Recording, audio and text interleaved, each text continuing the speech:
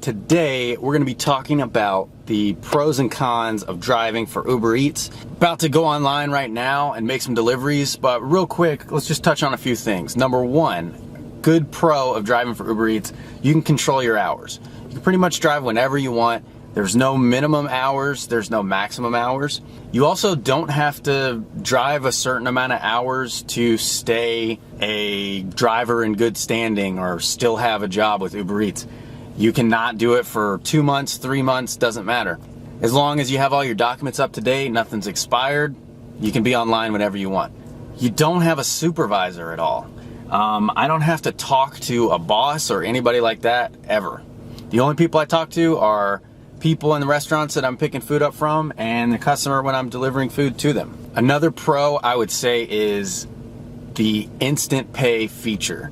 Essentially, you can link up to your bank account. When you're done driving for the day, you can cash out that money instantly into your bank account. And when I say instantly, I don't mean it takes a day to process.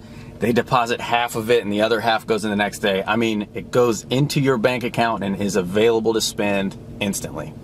There could be some variations based on what bank you use, but I think most all major banks, you're gonna be good to go.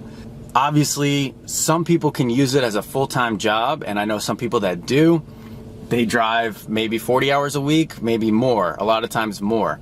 Me personally, I drive maybe a couple of days a week, probably adds out to 15 or 20 hours. I have other sources of income and other things that I do, so this is kind of just supplements the income.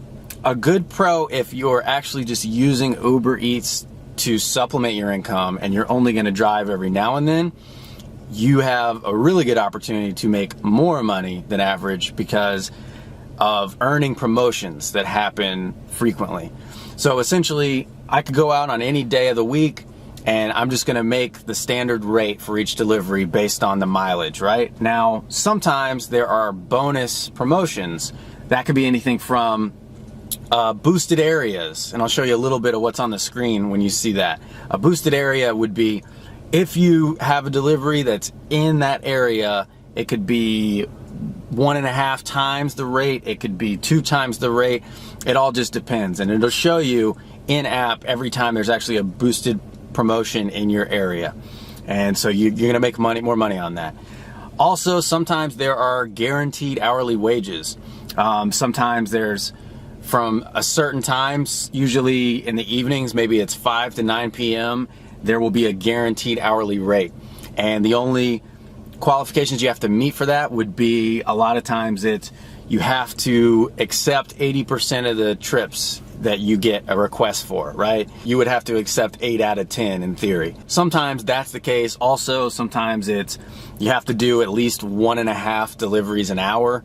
Another thing I've seen them do in the past is delivering a certain amount of trips in a set amount of time gets you just a single time cash bonus. If you do 7 trips in this 2 or 3 hour, sometimes 4 hour period, we'll give you a $30 bonus or a $45, $50 bonus. Sometimes that is the case, and that can be really cool as well. So if you're just doing it to supplement your income, when you see those promotions come up, that's the time that you should drive. And also, I get to see kind of the trends of the people in my area and where they're ordering food from.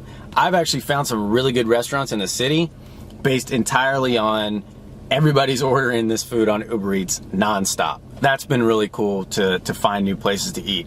On top of that, I'm based in the outskirts of Atlanta in the metro area. I'm a little north of the city, but I drive all over Atlanta. Sometimes I drive in Atlanta, sometimes closer to where I'm at in Marietta and Kennesaw, sometimes in the Buckhead area. I've been all over. What's great about that is some of the areas surrounding downtown I'm not as familiar with, and also some of the other suburbs that surround the city.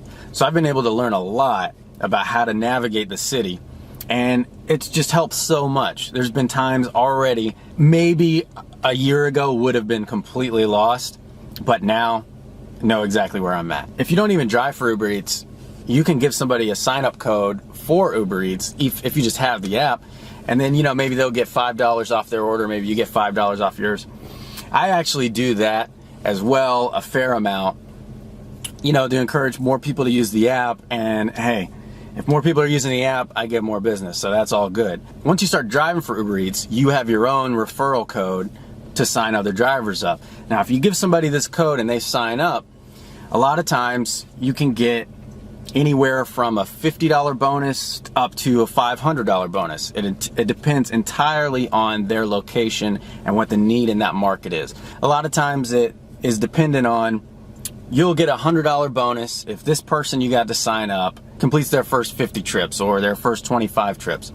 So sometimes there's some specifications to what actually has to happen before you get the bonus. I've done that personally. I'm giving you my code. I'm going to put it on the screen right now.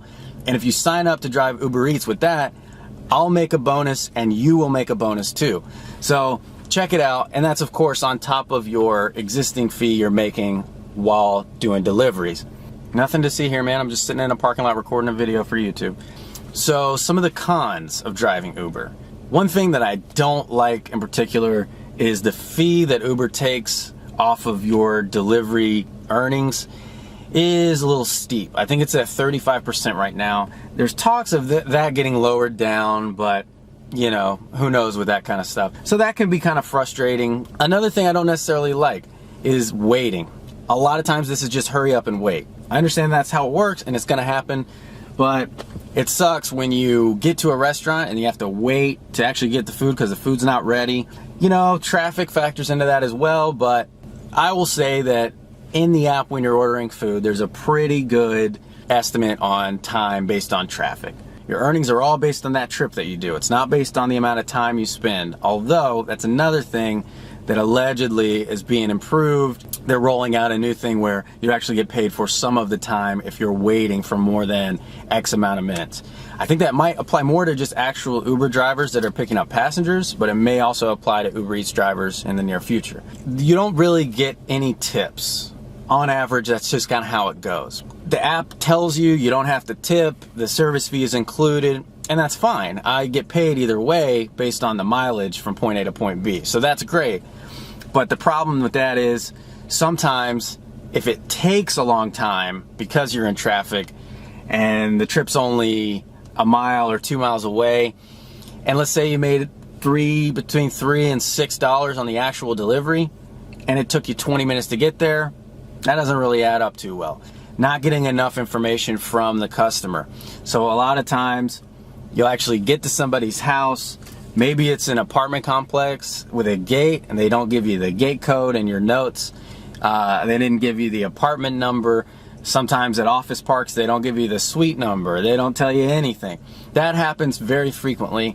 There's nothing you can really do about that. I mean, it's all up to people understanding, oh, you know, I should give them as much information as possible. You will have to deal with it very frequently if you end up driving for Uber Eats. Another thing that kind of sucks is sometimes parking can be a bit of a nightmare.